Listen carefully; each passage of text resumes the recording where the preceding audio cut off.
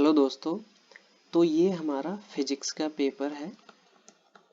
तो जो UP plus assistant में ज़्यादा से ज़्यादा क्वेश्चन फिजिक्स के पूछे जा रहे हैं। तो इससे पहले मैंने एक वीडियो बनाया था जिसमें धारा थी, धारा पे आईपीसी। तो इससे भी बहुत ज़्यादा क्वेश्चन पूछे जा रहे हैं और फिजिक्स से भी बहुत ज़्यादा क्वेश्चन पूछे जा रहे हैं। तो इससे पहले एक और वीडियो बना चुका हूँ, तो आपने वो नहीं देखा तो आप वो जाके देख सकते हैं।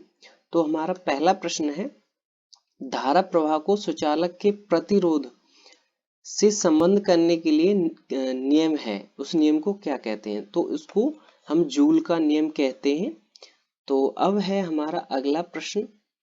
तो हाइड्रोजन के समस्थानिक ड्यूटेरियम में होते हैं। जो हाइड्रोजन के समस्थानिक होता है उसके ड्यूटेरियम में क्या होता है?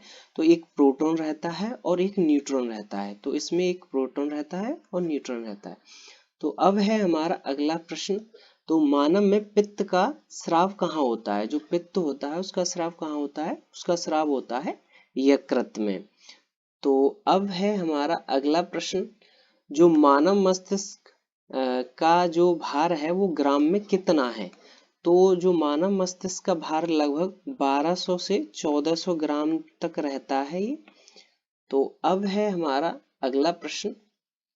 तो विंडोज कीवर्ड में जो एस्केप कुंजी रहती है उसका उपयोग नहीं किया जाता है। किसके लिए नहीं किया जाता है? तो जो चुनिंदा कमांड्स होती है इसका उपयोग उसके लिए किया जाता है। चुनिंदा कमांड चलाने के लिए इसका उपयोग किया जाता है, बाकी इनके लिए नहीं किया जाता है। डायलॉग बॉक्स को बंद करने के लिए, कमांड को रद्द करने के लिए या चयनित ड्रॉप डाउन सूची बंद करने के लिए। तो अब है हमारा अगला प्रश्न। निम्न में से कौन सा एक आउटपुट डिवाइस नहीं है? जो स्कैनर है वो एक आउटपुट डिवाइस नहीं है। प्लॉटर आउटपुट डिवाइस है, स्पीकर आउटपुट डिवाइस है, तो नहीं है पूछा है। तो अगला है हमारा, निम्न में से किसका घनत्व जल के घनत्व से कम रहता है? तो जो जल के घनत्व से कम रहता है वो है कॉर्क। कॉर्क का जल के घनत्व से कम रहता है, इसका घनत्व जो है जल के घनत्व से कम रहता है।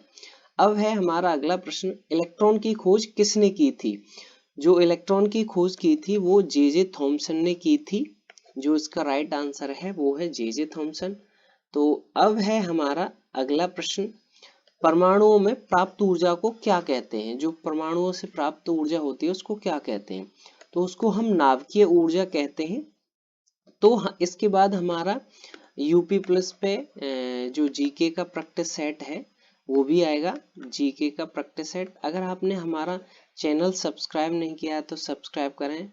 अगर आपको वाकई वीडियो अच्छा लगा हो तो लाइक करके जाएं और सब्सक्राइब करें।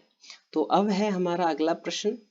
तो मेंडलीफ की आवर्त सारणी में तत्वों की संख्या क्रम में व्यवस्थित किया गया था। तो जो मेंडलीफ ने सारणी को तत्वों को व्यवस्थित किया था वो था परमाणु द्रव्यमानों को बढ़ते क्रम में व्यवस्थित किया था।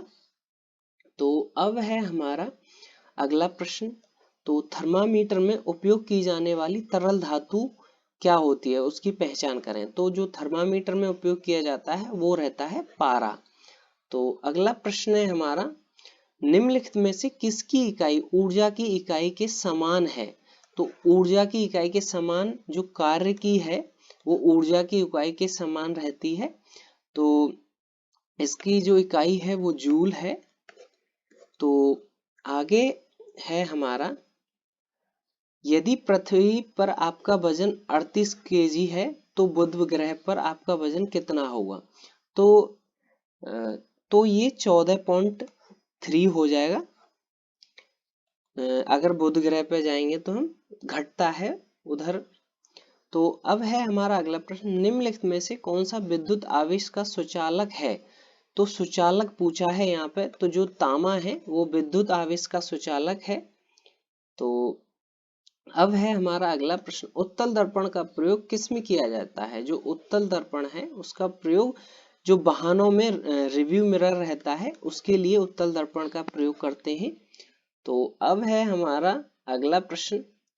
तो एक लेंस की शक्ति इसकी व्युत्पन्नुपाती रहती है, किसके, जो फोकस दूरी रहती है उसके व्युत्पन्नुपात रहती है। तो अगला है हमारा परमाणु रिएक्टर में विखंडन प्रतिक्रिया की दर को नियंत्रित करने के लिए प्रयोग किया जाता है, जो स्वयं के विखंडन के बिना न्यूट्रॉन अवशोषित करता है। वो क्या है, जो परमाणु में रिएक्टर में विखंडन के लिए यूज किया जाता है, वो कैडमियम को यूज किया जाता है।